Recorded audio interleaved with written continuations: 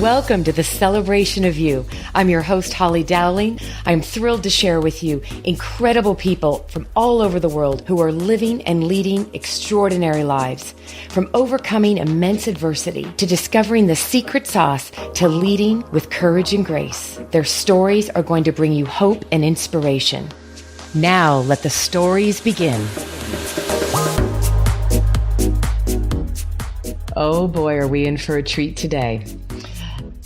Sometimes in your life, when your eyes are open and you get to see the people, the experiences, and the miracles around you, if you don't, you miss out. And I feel so blessed that in a very short amount of time, by a sheer coincidence or not, I became past paths with this remarkable woman you're all about to meet.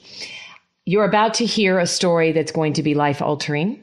You're about to experience what changed my life in just a few 2 hours, and that is to be rekindled with the hope and inspiration that Nahji Chu is going to bring you, because she has lived a life that I don't know that I've ever met someone else like you, Nahji. Thank you for being with me. Wow. Oh my God, what an introduction.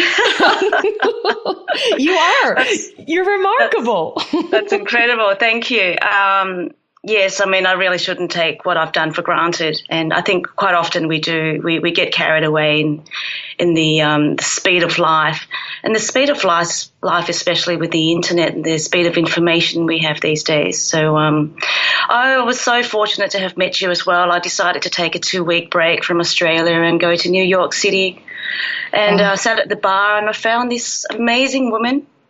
And 2 men stuck in between us who were like, oh my God, which way do I look? It was like a tennis match. It was, and they were so precious. That was like the most ordained moment of people to meet in the most random, events. It was just so fun. And Nahji, I have to tell you, I've been so excited about this moment because the more we talked, the more my mouth kept dropping. I'm like, what? You did what? So just so I can tell my listeners what you're about to hear. If you're driving a car when you're listening to this, you might want to pull over because you can hear the gorgeous accent. And yes, Nahji is in Australia. That's where she lives. But her story is going to take you back. And you're about to hear a journey that, again, I don't know that I've met anybody that's done what you've done. And I think the moral to this is you've never let fear stop you. And you are the creator and founder of a multi-million-dollar amazing company in Australia called Miss Chu. And you're also known in Australia as the Queen of Rice Paper. So we'll tell people more about how they can get to know you at the end. But Nahji, where do we start, right? Like, you've made your millions, but let's go back. Yeah, well, let's start at the bar. So I sat there, I was alone, and there were you on the other side alone, and these 2 men in between. And then we became friends, and one of them said, so what do you do? I said, well, to cut a long story short, I was born in Laos in 1970. I got to Australia in 1978 as a refugee, and I was one of the first Laotian Vietnamese refugees to have arrived in Australia. These days I'm 46, which was when I was sitting there at the bar in New York. And I said, what I want to do is I'd like to take my brand to New York because I think you need really fantastic Vietnamese food fast here. And I was here in New York 7 years ago when I had first started my brand. So that was in 2009. And I started it out of thin air. Out of from home, actually, with $1,500 in my back pocket. And fast forward 7 years later, I created a brand that I think was quite well known and, in fact, internationally well known because I'd opened up a store in London. And so within 7 years, out of thin air, I created a brand and a turnover of $25 million a year doing Vietnamese fast food, packaged up as a brand. So that's pretty much me in a nutshell. Where do we start? I mean, the story is so long. It's, I lived through refugee camps in Thailand before arriving. And so I'd gone through, the Pathet Lao communist regime, crossing the Mekong River from Laos to Thailand. We got caught, imprisoned for 3 months, and then had to endure 3.5 years of refugee camps before arriving in Australia at the age of 9. And growing up in very, very racist Australia back then in the late 70s right through to the 80s, being one of the first Asians to have arrived in the country. Not the first Asians, because the Chinese had been there for quite some time, but we were the first Asian refugee influx into the country, and it was very racist. So, growing up and having all of those adversities and coming into Australia with nothing gave me the fire and the impetus to create a business, actually, because I had nothing to lose. I left my day job, and I went and did a 10-day Vipassana course. This is in 2006. And I was in my mid-30s. And, when you're in your mid-30s and a woman without children, single, something calls upon you and says, what sort of legacy are you going to leave behind? And so I worked in all sorts of industries and had failed in them. Like, I wanted to be a journalist but didn't get anywhere. I wanted to be a musician, didn't get anywhere, an actor, a photographer, and all of these industries were so cutthroat. But I was creative. But I found myself in an office job. And this is the reason why I found myself in an office job, because in 1996, when did the internet come about? What year was that? Well, it was starting in 96. I mean, barely. I remember. Yeah, that's right. Yep. So in 1996, I was a caterer. I was a small-time caterer. I had my own business in Melbourne called Walk Off. And it was... Walk Off. I like that name. Walk Off. Walk off with your food. Yeah. I was 26, and whilst I was 26, I had a catering business of my own. It was very small time. I was a private chef. And one of the Jewish families said to me, we like you a lot. You're very talented, and we have this concept in our head. And we've seen this brand in London called Pret a Manger, and we'd like to take it to Melbourne. And they said, have you seen it? And I said, no, I haven't travelled the world, actually. I haven't been able to afford to. So what is this Pret a Manger thing? They said, it's sandwiches all packaged up and it's fast food. And so they explained to me the concept, and I said, oh, okay, I get it. So you're kind of like competing against this brand in Melbourne called Schwab's. And they said, yes, exactly. However, Schwab's are very fancy. They don't do the square bread cut in half and you get a triangle. They do this... loaf of bread that's like what do you call it? It's cob bread. It's sub sandwich, like one of those where it's the bigger bread. We call it, it's the bigger bread. We call it a cob here. So okay. if you cut that in half, you kind of like get this oval shape, and then if you cut that in half again, you get a D shape. So I said, okay, so in order to take them head on, because really that's what you're doing, and Melbourne people are very fussy about their food. We eat really well, and I don't see a line of people lining up to get, triangles of prepackaged sandwiches, but I do see a line of people lining up to get a D-shaped sandwich, which is the cob bread with these gourmet fillings. And so they said, oh, my God, that's it. It's genius. Fantastic. That's it. That's it. It's the D sandwich. It's the D sandwich. So we went about designing a D-shaped packaging, and then that was it. So we grew 4 stores. We set up the first store right next to McDonald's. And then people were lining up. It was gutsy and it worked. So that was my first foray into fast food. No, actually it wasn't, but I'll go back even further later on. And what we did then... Yes, you have to share a piece of this, though, that I don't want anybody to miss, because there was a part of this story. There's so many nuggets that you shared with me that we'll keep going. This is it. We, when the internet started, we said to people, let's do it so that they can order a sandwich online with an organic juice or a bottle of Coke if they wanted, all for $10, so that the delivery in town to the CBD was free. And we did it on a motorised bike. So the electric bikes hadn't been invented yet. And in fact, when I started Miss Chu, I was the first brand to do electric bike deliveries in 2009. But back in 1996, we were the first company to do sandwiches online, taking credit cards online, and delivering on motorized bike, which was made by a friend who put a, he basically, it was so makeshift. I was pedaling up the road to deliver my first sandwich, and there was smoke billowing out of my bicycle. I love the visual. And there were people laughing at me. I'd arrive at this office sweating with a brown paper bag and getting up the lift. I'm like, oh my God, you're my first customer. This is the future. This is going to be so big. I can't wait till this takes off. And this is 1996. But you know what? I was quite amazed. It didn't take off because people back then didn't trust the internet. They didn't trust that giving their credit cards online, and they just didn't trust getting a sandwich and a juice for $10 and it was delivered to their desk. It was just too amazing. So we opened 4 stores, and the business didn't grow fast enough for the Jewish family's likings because, I mean, this family, they are the Smorgans. They own steel. They sell steel. So they have massive growth in their heads.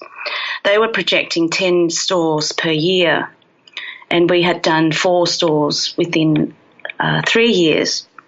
So we sold the business, and they went and did something else, and I ended up working for a bank because I got burnt out a little bit by hospitality. And by the time I got to the bank, I mean, I couldn't even type that fast, and they said, why are you here? And I said, oh, I don't want a job in hospitality anymore. I just like an office job. I want to sit down. I want to talk to people on the phone. Have you got something? And so they said, well, look, we have it's kind of like a call center, we call it. You'll be a loan consultant and you'll be giving out home loans to people over the phone. And I said, I'll start somewhere.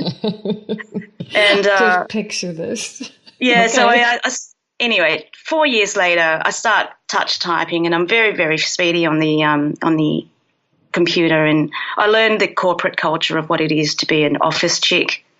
And I started applying for online for internal jobs within the company and became a credit analyst for them 4 years later. They flew me to Sydney to manage the construction section of the bank, which was highly stressful. And that was when I decided, what am I going to do with my life? I can't be here in this job. I'm being wasted. I need to get back down on the street and do fast food, because what I saw working at the office in Sydney in a high-rise building was that I was one of hundreds of thousands of people who descend down on the street, scramble around for that half hour I had for lunch to try to get some decent food at a low-cost price. Mm-hmm. But there was nothing. There was nothing I liked. Everything was in bain-maries. Everything was stodgy. Everything was fatty. And there was no such thing as a rice paper roll or Vietnamese food. So that was when I decided, let's just turn that sandwich concept into a Vietnamese concept. And everything that you've learned along the way, because I used to work at Kentucky Fried Chicken when I was a teenager. And in all of that time even, I thought, imagine if the procedures that Kentucky Fried Chicken had implemented, which were incredibly flawless, but replace that with Vietnamese food, then you would have the world's best franchise.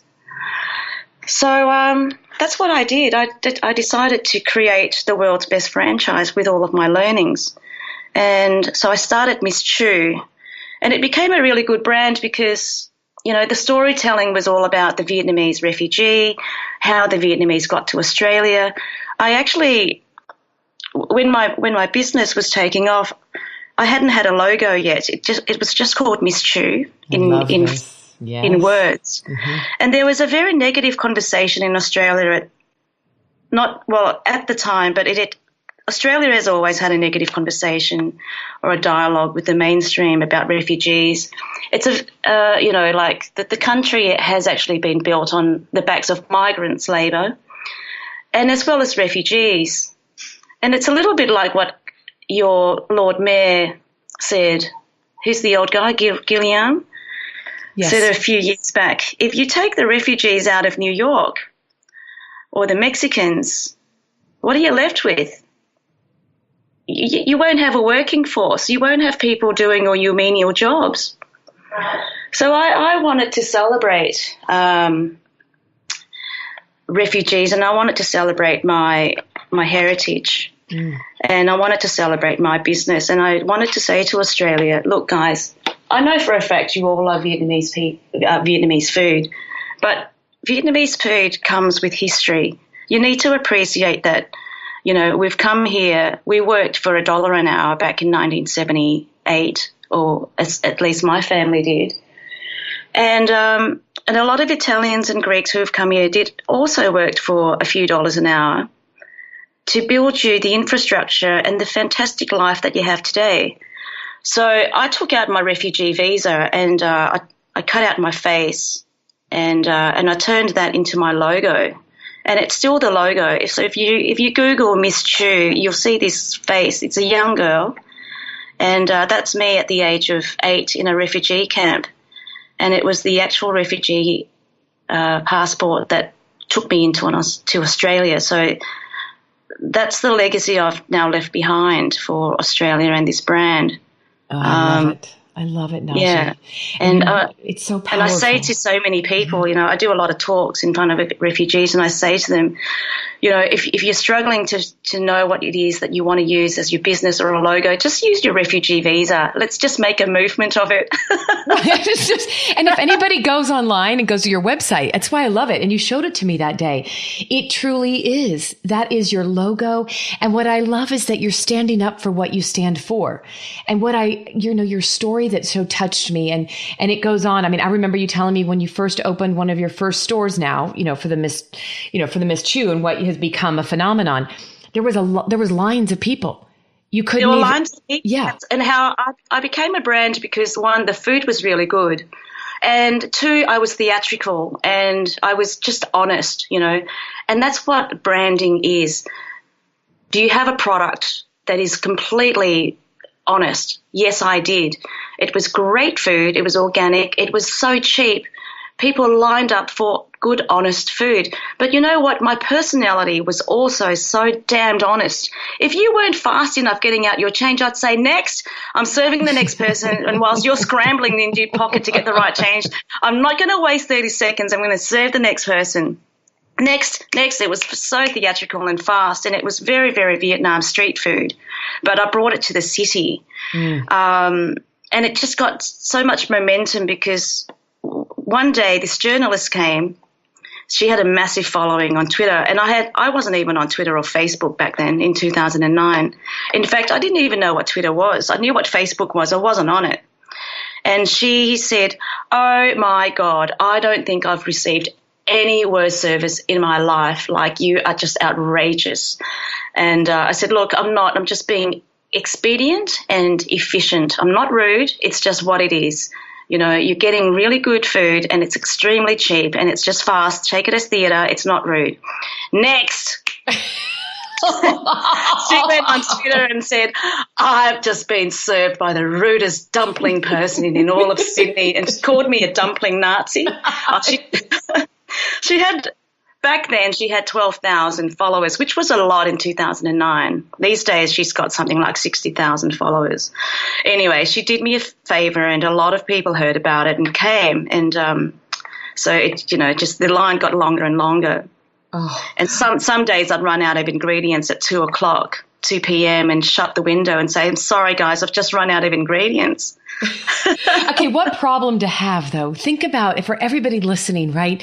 And I take us back, Nahji, because the success has been unbelievable. It's also been from a lot of hard work, and you can hear it just the way the visual I'm having as I'm listening to you. I can just picture you still sitting there and just, the lines and all of this, but it's so real. It's who you are and what you did. But, going back to even being a refugee and, life hasn't been easy, and what you sacrificed, right? Even as a woman, I think there was a story you shared with me that night too, that, being as a young woman coming over, there's always so much of a label on you as it is. So you've broken a mold for a lot of things to be able to embrace what you want to do, and you've stood up for it.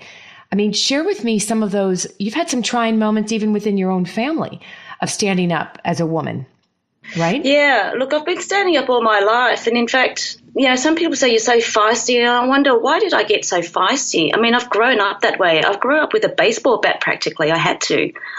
I grew up in a western suburbs of Melbourne that was quite violent. I've seen people burn themselves. These are Asian people in a car park because life must have been so stressful for them.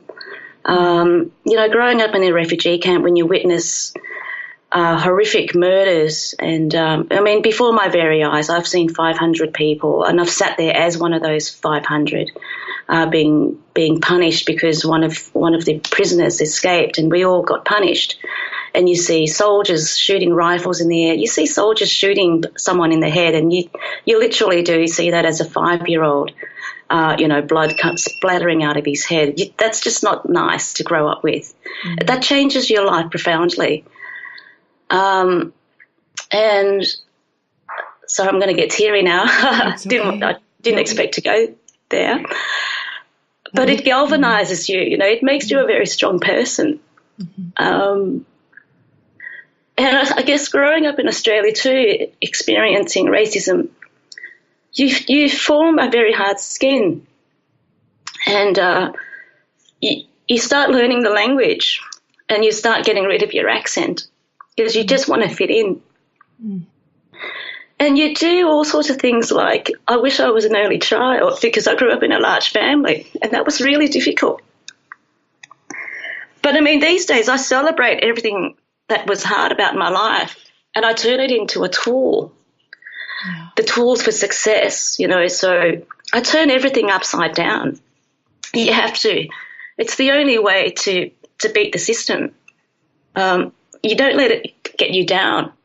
I used to make jokes. If I was born without an arm, I'd probably end up selling arms, just to make a point of it. And I'd probably brand it that way.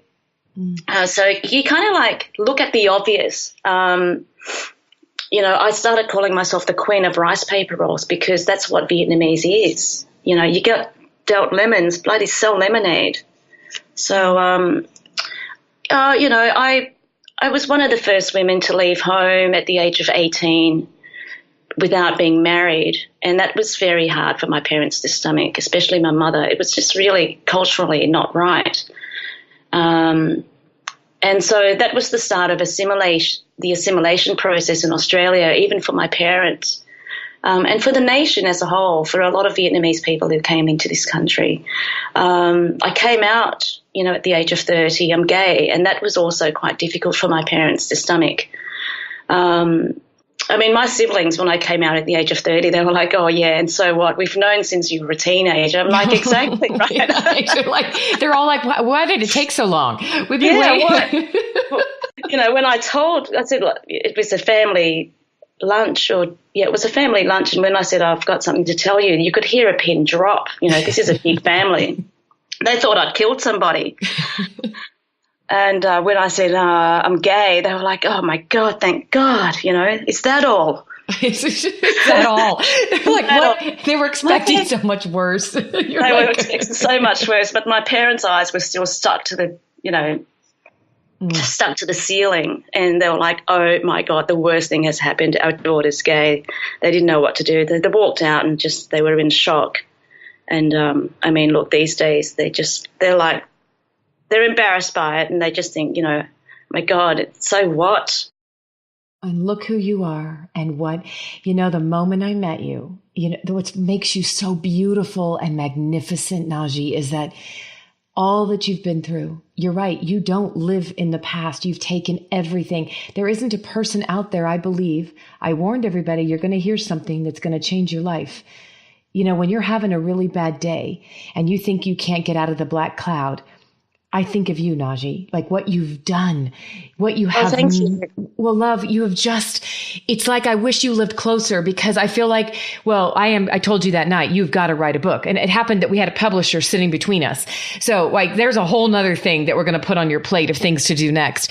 But it's, you could look at somebody like you, and this is with the greatest and highest respect and compliment that I'm about to say, knowing your story and knowing just a little bit, you think, wow, you touched something and it turns to gold. right? It's like, wow, what could you have possibly been through? You just work hard, and people see this, they see success.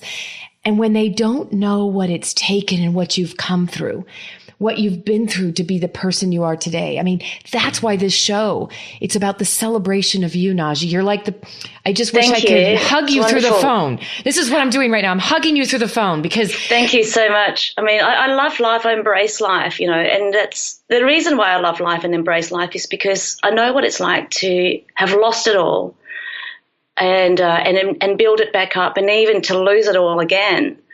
I mean, I haven't even told you about the story about how I went into voluntary administration with the company. I grew so big and so fast, and I delegated as entrepreneurs do. And the thing is, with large corporations and businesses and then as entrepreneurs, you do fall over. I mean, in my case, I fell over, but I also got knocked over. I got knocked over by a lot of people, by a lot of men, by the way. And in fact, when I became successful, men would say to me, "Oh, wow, you're like part of the boys' club now." I'm like, "Excuse me? I'm part of the boys' club?" I mean, Jesus, just listen to what you just said. I am the reason why you have a massive income. I'm a wealth creator. You rely on me for income, man. You're the man. Welcome to the women's club. I'm a woman. Woman, I'm mother. Woman, see me roar. Yeah, don't speak to me and don't put me down like that. My business and my brand gives you a lot of income, and you're my supplier and my, Yeah. So it kind of when he said, "This is my dumpling supply," by the way. Because I outsourced that to him to be able to keep up with production, and his company went from small to just as big as mine because he grew with me. And I think when he said, "Hey, welcome you're like part of the boys' club now," I didn't think he meant it in a bad way. He's Chinese, so he comes with all the traditional Chinese sentimentality, and he also said, "Wow, you're still driving your 1972 Mini Cooper. You could be driving a Porsche these days." And I said, "Yeah, exactly, I could, but I choose not to. I choose not to. I don't need to. I like my car. I like my old car." It's not about that. For me, it's not about collecting wealth in a materialistic sense. It's about the creation of ideas that change life and lives, and the beautiful legacy you leave behind. And there's the sharing of knowledge and strength, I mean, for me, it was like sharing my fantastic food. And that's why going back to New York, I want to bring my food to New York because I think you need it. I want to be able to change some of those hot dog stands you have and call it a not dog stand. Oh, look at you go. You've already got the names. I love it. Yeah, and turn them into rice paper roll stands. I think it's a hit. Even if I just have 5, that'd be wonderful. Oh, Nahji, you're onto something. And well, as we wrap this up, there's 2 things I'd love to know because I know that everybody their mouths are dropped as they've been listening to you. What's next? What's next on your wish list or your dream list? What are you working on now or new? Because you're never going to be one that's going to live a stagnant life. I already know that, right? No. The last 2 years since the company was placed into voluntary administration have been extremely difficult. So, but I have been working on some creative ideas. I've got quite a large restaurant opening in May next year called Coco Sheen. So Coco Sheen, the narrative behind that is about, I'm going back to the womb in its narrative. I'm going back to when the French came into Vietnam and how that influenced the Vietnamese food. So I'm going back in history now. So the restaurant will serve very traditional foods, but these traditional dishes are actually highly influenced by the French, and I just want to spell that out to people.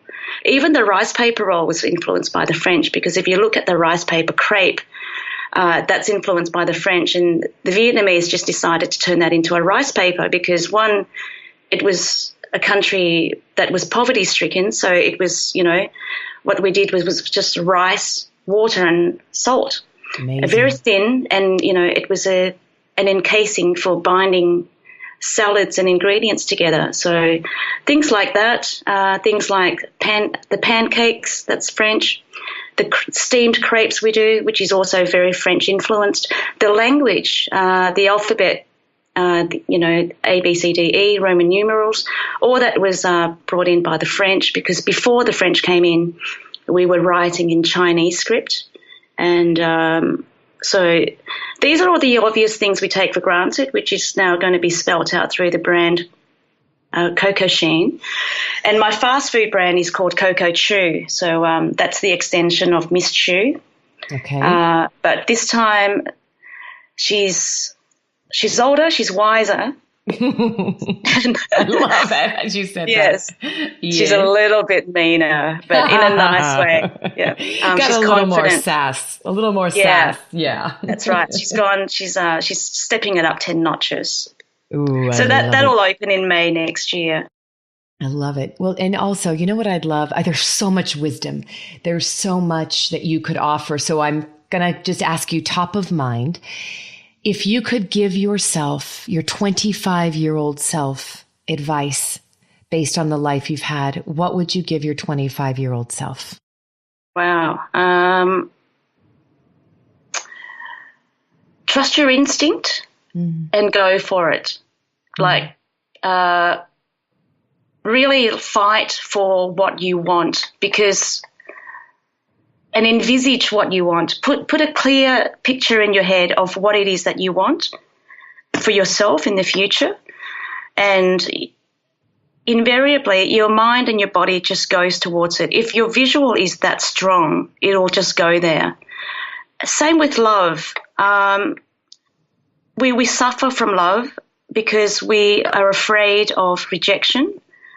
And in fact, most of the time with me anyway, I'm not sure, but because I don't have fear. There's two types of fear. I'm petrified of a spider, for example, and I wouldn't jump out of an aeroplane.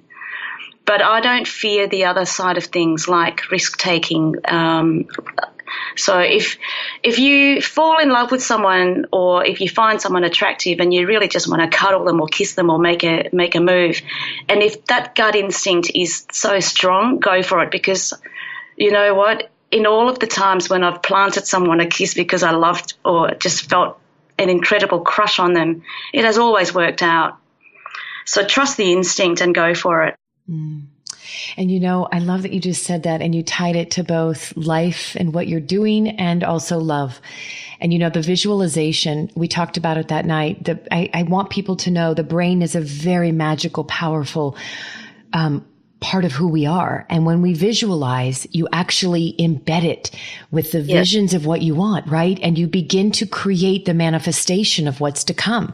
And that's good and bad. If you envision a horrible life and all the things you're afraid of that are going to happen, they're going to happen because what you're picturing. You're going to go there. Yeah. Right. You're going to go where you're thinking you're going to go, if that's good or if that's bad. And people don't understand that the power of what you just said. It is, you are doing what you're doing because you've always had the gift, the knowledge, or somewhere inside of you, Nahji, you've had that instinctive nature to know I can picture this. You pictured people getting beautiful, pristine, clean food at a really great price. And you said, I'm going to make this happen. So it was all about, you visualized it and you made it happen. And I can imagine that's how your whole life's been. You could have sat, and I always say it's not the woe is me. I choose to live in wow is me. And I feel like you're a mirror image of that, somebody that's done that at the highest level. Yeah. Just imagine yourself with a trophy on stage and how good that feels, and you go towards that. Mm. Ooh, I love that. Ooh, that was a good one. Well, will you tell everybody, they've got to go. So don't do this if you're driving, but you have to go see the video on her website. So tell us the best way to learn more about you. If they want to reach out to you and ask you questions. Sure. Absolutely. I'd love to have a conversation with the wider world. So it's Nahji Chu, and that's spelled N for Nelly, AHJICHU.com. The first video you see is an art film that I've made, and that's the way I do my advertising. It's quite unique and different, and then the rest follows. So you can, the film is gruesome and beautiful at the same time. Yeah, it is. And that's life. I love how you use those two words, because when I told you, I go, it's really cool, but it's kind of creepy. And you're like, I know, that's what I love. And yet it's beautiful. Like so now you know everybody's going to want to go see what's on your website, this video. Yeah. But to me, it just shows the world who you are. There's beauty in tragedy, and there's beauty in hardship. And heartbreaks. And I've experienced the highs and the lows, and I celebrate each and every single part of it. Oh, well, I cannot tell you how much I appreciate you taking the time, getting up so early over there in Australia so we could have our time together. Thank you for sharing your heart. Thanks and your so much, soul. New York. And I hope to be feeding you one day soon. I've done my research. I've been to you twice. And the next time I go there, there will be a store serving my food. I promise you. Well, I love that. And I love that you're giving the shout out. We met in New York, but remember, I'm living in Arizona. So we're going to have your food everywhere, girlfriend. I want your food in LA. I want it in Chicago. I want it in Arizona. So beyond New York, yes. Absolutely. And everywhere. Yeah. I'll start with New York City, and then I'll spread my wings from there. Oh, I love it. And then I hope to see you in the springtime over in Sydney. I'll keep you posted. Yes. Thank you, beautiful. Thank you so much for having me. Absolutely. Thank you, my love. Thank you for joining me for another awesome celebration of you. If you were inspired by this story, please share it with your family and friends and hashtag Your Story Matters. I'd love to hear from you, so please leave a comment on iTunes. And absolutely, please come to my website, hollydowling.com. Leave a comment there too, and while you're there, pick up your free gift. Most importantly, though, just remember that your life is a gift from God. What you do with it is your gift back.